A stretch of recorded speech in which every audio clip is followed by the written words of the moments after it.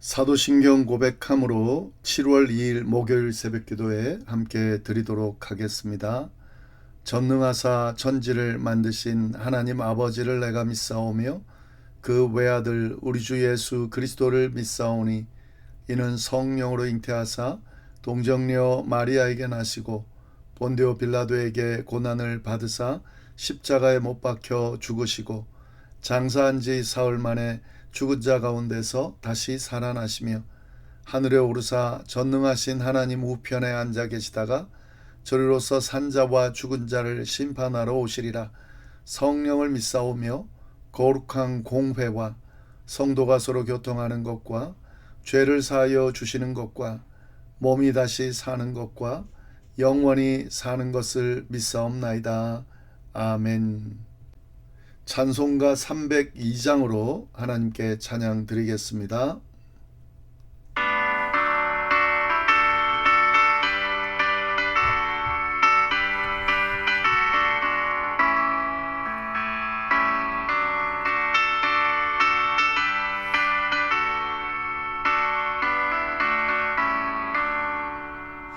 내 주 하나님 넓고 큰 은혜는 저 큰 바다보다 깊다. 너보다 주를 길러 깊은 데로 저 한가운데 가보라.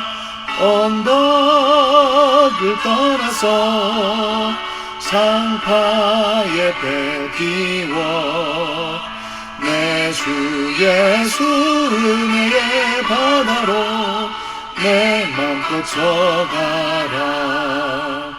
왜 너 인생은 언제나 거기서 저 큰 바다 물결보고 금이 모르는 깊은 바다 속을 한 번에 하려 안 보나. 언덕을 떠나서 장파의 배 띄워 내 주 예수 은혜의 바다로 내 맘 꽂혀가라.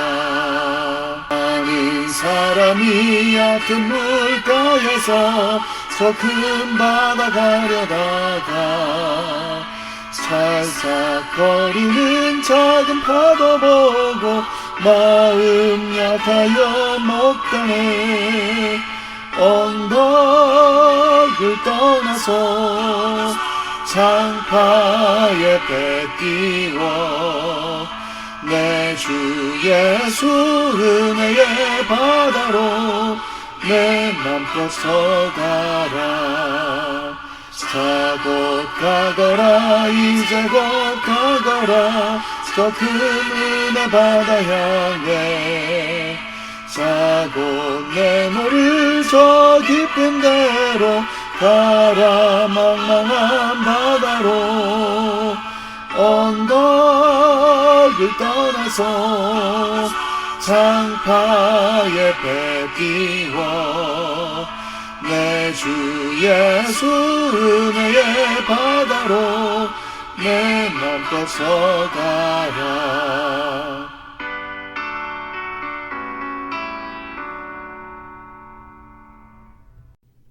오늘 이 새벽에 하나님께서 저희에게 주신 말씀은 시편 107편 23절부터 43절까지의 말씀입니다.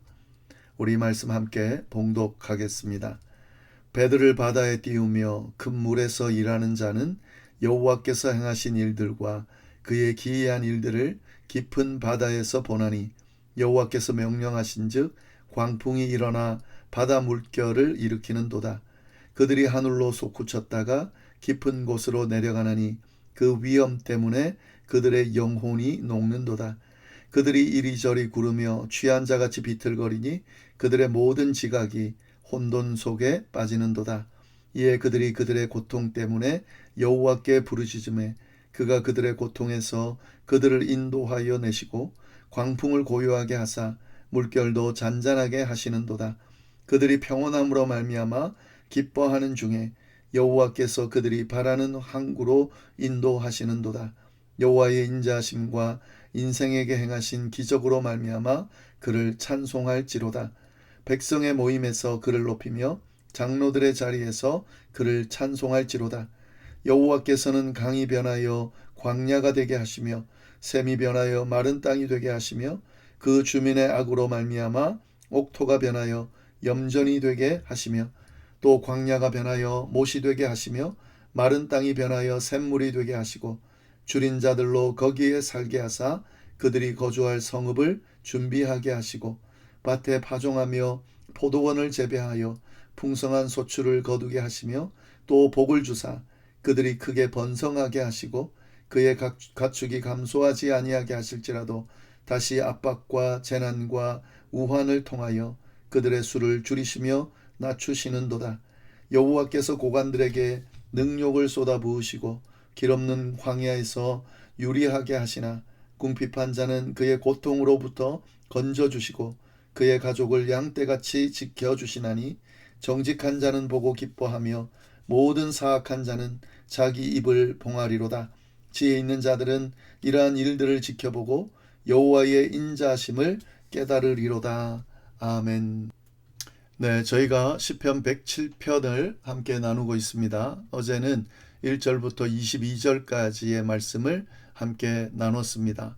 하나님의 인자하심이 얼마나 큰지에 대한 고백과 그 하나님께 찬양과 감사를 올려드려야 된다라고 하는 고백의 내용을 함께 나눴는데요.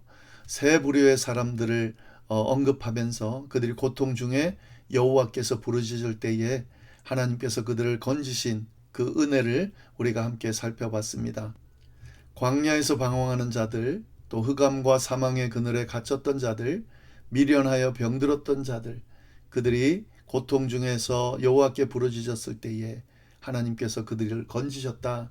그래서 그렇게 인자하신 그 은혜를 베푸신 여호와께서 행하신 그 일들과 그 기이한 일들을 찬양하라 라고 고백하는 내용 봤습니다.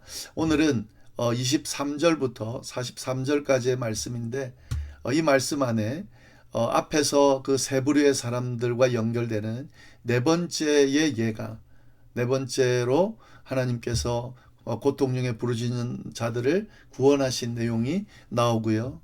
그리고 마지막으로 이어서 온 세상 가운데 행하시는 하나님의 절대 주권을 노래하면서 그런 지혜자를 향한 권면의 내용으로 시전체가 쭉 마무리되고 있습니다. 어떤 내용인지 함께 좀 자세히 보도록 하겠습니다.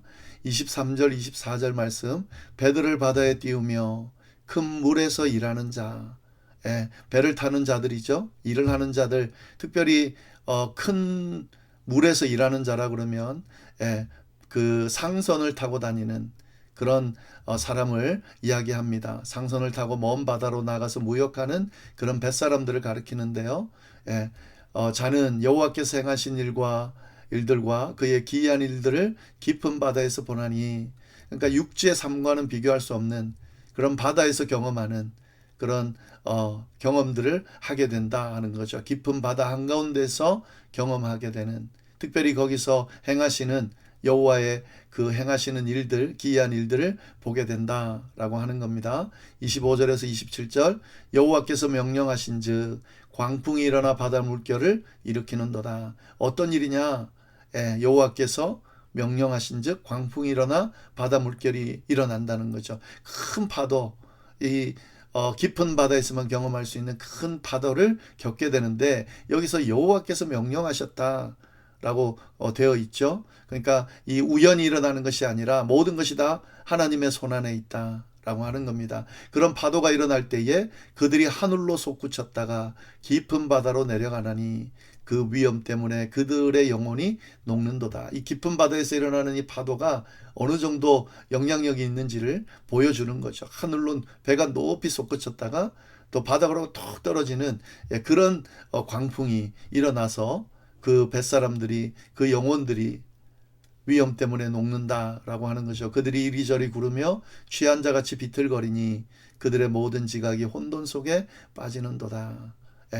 인간의 어떤 능력으로는 해결할 수 없는 그런, 감당할 수 없는 그런 일들이 깊은 바다 가운데, 바다에서 일어난 그 광풍 가운데 일어난다 라고 하는 겁니다. 그런데 그때에 28절 이에 그들이 환난 중에 그 환난 중에 여호와께 부르짖음에 그가 그들의 고통에서 그들을 인도하여 내셨다. 이 앞의 내용과 연결되죠. 예, 이 그 큰 깊은 바다에서 이 광풍을 통해서 정말 죽을 수밖에 없는 그 상황, 그 위험의 상황 가운데에서 하나님께 부르짖었을 때에, 그들이 하나님께 부르짖을 때에 하나님이 고통에서 그들을 인도하여 내셨다. 광풍을 고요하게 하사 물결도 잔잔하게 하신다. 예, 하나님께서 그들을 건져주신다는 거죠. 그들의 부르짖음을 받아주신다는 거죠. 그리고 여기 보시면은 광풍을 고요하게 하사 물결도 잔잔하게 한다. 이 어디서 많이 본 부분이죠. 예수님께서 갈릴리 호수에서 배를 타고 가실 때에 그렇게 풍랑이 일어서 제자들이 막 죽을 지경이 됐을 때, 그때 잠자던 예수님을 깨웠을 때에 예수님께서 한마디로 잠잠하라 라고 하시는 말씀으로 잠자케 한 사건이 있죠. 그 말씀이 지금 이 시편 기자의 말씀이 예수님을 통해서 성취가 된 거죠. 그러니까 예수님이 하나님이시라고 하는 것을 이렇게 또 연결해서 볼 수가 있습니다. 모든 자연을 다스리는 하나님, 심지어는 인간이 감당할 수 없는 큰 바다 물결, 광풍, 파도도 다스리는 하나님이시라는 것을 분명하게 고백합니다. 그래서 잠잠하게 하셔서 그들이 평온함으로 말미암아 기뻐하는 중에 여호와께서 그들이 바라는 항구로 인도하시는도다. 광풍만 잠재우는 것이 아니라 결국 그들이 바라는 항구로, 그들이 가야 될 목적지로 인도하신다는 겁니다. 만약에 이런 하나님의 보호하심이 없었다면 어떻게 되죠? 그 바다에서 죽을 수밖에 없는 상황인 거죠. 그러나 그들이 여호와께 부르짖었을 때에 그때 하나님께서 그들을 파도를 잠잠하게 하시고 그들을 목적지인 항구까지 인도하신다. 그런 하나님이시다라는 겁니다. 그래서 31절 32절 여호와의 인자하심과 인생에게 행하신 기적으로 말미암아 그를 찬송할지로다. 앞에서 8절 15절 21절에 반복되는 후렴이죠. 그런데 여기 보시면은 32절에 백성의 모임에서 그를 높이며 장로들의 자리에서 그를 찬송할지로다. 이 앞에 세 번의 그 후렴보다 조금 더 나가죠. 이 앞에 8절 15절 21절의 고백은 개인적인 감사에 머무릅니다. 그런데 여기서는 어떻게 되죠? 백성의 모임 가운데 그를 높인다는 거죠. 장로들의 자리에서 그를 찬송한다는 겁니다. 그러니까 공동체와 지도자들이 함께 모여 있는 그 자리에서 이 하나님의 행하신 이 기적과 인자하심에 대해서 함께 찬송해야 된다라고 하는 겁니다. 그러니까 이 하나님이 베푸신 은혜에 대해서 찬양할 때 개인적으로 감사하고 찬양하는 것도 좋지만 이렇게 공동체와 함께 그렇게 찬양해야 된다라고 보여주는 거죠. 그렇게 고백하면서 보여주는 거죠. 이렇게 네 가지의 이야기가 모두 마무리되고요. 33절부터 어떤 시의 분위기가 달라지죠. 이제 시인은, 시편 기자는 개별적인 감정을 넘어서 온 세상 가운데 행하시는 하나님의 절대 주권을 노래하면서 그렇게 연결을 시킵니다. 33절부터 35절 말씀. 여호와께서는 강이 변하여 광야가 되게 하시며 샘이 변하여 마른 땅이 되게 하시며, 강을 광야로 바꾸고 샘을 마른 땅으로 바꾼다는 거죠. 그 주민의 악으로 말미암아 옥토가 변하여 염전이 되게 하신다. 하나님은 강이 변하여 광야가 되게 하시고 샘이 변하여 마른 땅이 되게 하시고 옥토가 변하여 염전이 되게 하신다 라고 하는 겁니다. 근데 왜 그렇게 하십니까? 그 주민의 악으로 말미암아, 악을 행하는 이들로 말미암아 이렇게 강을 광야로, 샘을 마른 땅으로, 옥토를 염전으로 만든다는 거죠. 또 광야가 변하여 못이, 그러나 하나님이 그렇게 만드신다는 겁니다. 이런 악으로 인해서 이런 죄에 대한 심판을 하신다는 건데, 그러나 광야가 변하여 못이 되게 하고 마른 땅이 변하여 샘물이 되게 하신다. 거꾸로도 하신다는 거죠. 하나님은 심판도 하시고 회복도 하시는 분이시다 라는 고백을 하고 있습니다. 하나님이 어떤 분이신지를 분명하게 드러내주고 있습니다. 하나님은 악을 미워하시고 죄를 심판하시는 분이십니다. 분명히.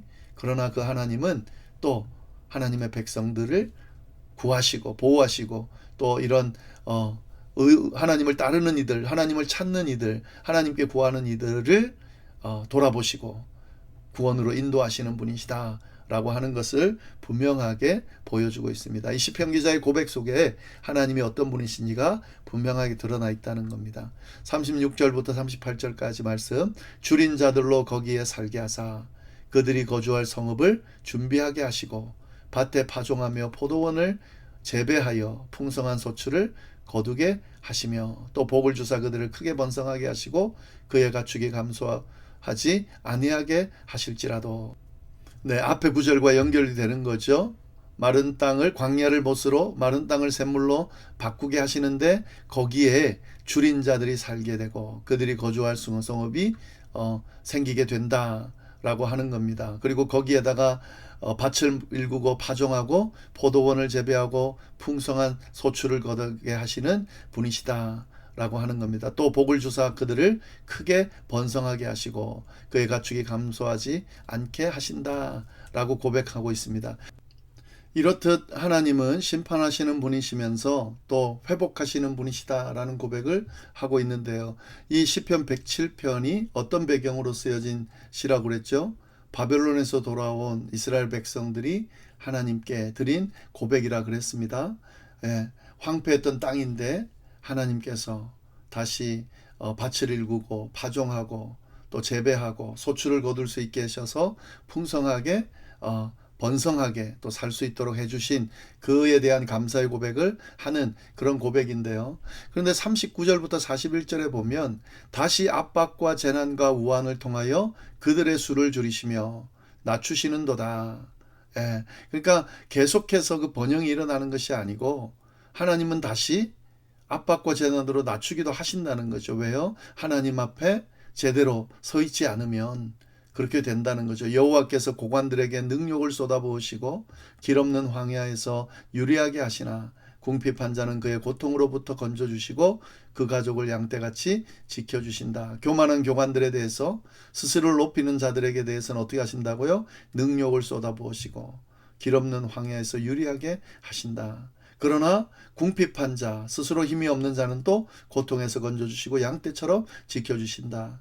그러니까 하나님의 심판과 회복이 계속 반복되어지면서 고백되어지고 있습니다. 그러니까 하나님의 성품이 분명하게 드러나 있는 거죠. 하나님은 죄에 대해서 심판하시는 분입니다. 교만한 자를 낮추시는 분입니다. 스스로를 높이려는 자들을 벌하시는 분입니다. 그러나 궁핍한 자, 스스로 힘이 없는 자, 또 하나님께 간구하는 자, 이들은 고통에서 건져주시고 양떼처럼 지켜주시고 회복해주시는 분이시다라는 것을 이 고백을 통해서 분명하게 드러내고 있습니다. 마지막으로 42절 43절 정직한 자는 보고 기뻐하며 모든 사악한 자는 자기 입을 봉하리로다. 하나님이 이 정직한 자는 보고 기뻐하고 모든 사악한 자는 자기 입을 봉한다. 하나님께서 다 보고 계신다라고 하는 거죠. 하나님의 심판과 회복이 하나님의 주권 안에서 진행된다 라고 하는 것을 분명하게 보여주고 있습니다. 이 시편 107편 전체 마무리가 43절이죠. 지혜 있는 자들은 이러한 일들을 지켜보고 여호와의 인자하심을 깨달으리로다. 지금 이 하나님 심판하시기도 하면서 회복시켜 주시는 이 하나님의 모습을 지혜 있는 자라면 잘 지켜보고 이 여호와의 인자하심, 여호와의 성품을 깨닫게 된다라고 하는 거죠. 결국에는 하나님께서 심판하시지만 결국에는 하나님을 찾을 때, 하나님을 돌이킬 때, 하나님을 인정할 때, 따를 때 하나님께서 고치시고 회복시키시고 인도하시고 보호하시는 분이시다라고 하는 이 하나님의 인자하심을 알아보는 자들, 그런 자들이 지혜 있는 자들이다. 지혜 있는 자들은 그들을 알아본다라는 말씀을 마지막으로 하고 있습니다. 네, 우리도 마찬가지입니다.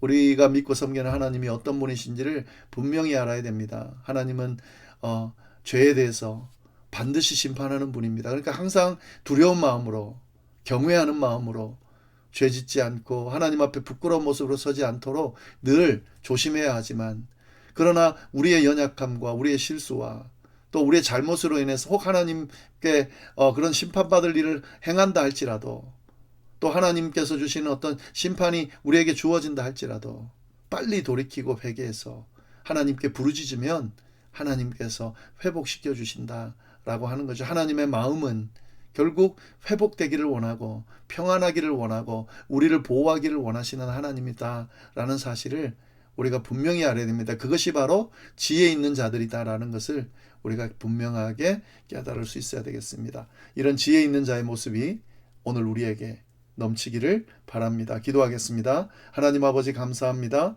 귀한 말씀으로 또 우리를 교훈하여 주시니 감사합니다. 주신 말씀 가지고 지혜 있는 자처럼 하나님을 바로 알고 하나님을 두려워하면서도 하나님을 끊임없이 찾으며 주께서 인도하시고 주께서 주시는 그런 보호하심과 이끄시는 것 그 아래 하나님과 늘 동행하며 살아가는 저희가 될 수 있도록 인도하여 주옵소서. 감사하며 예수님의 이름으로 기도드립니다. 아멘.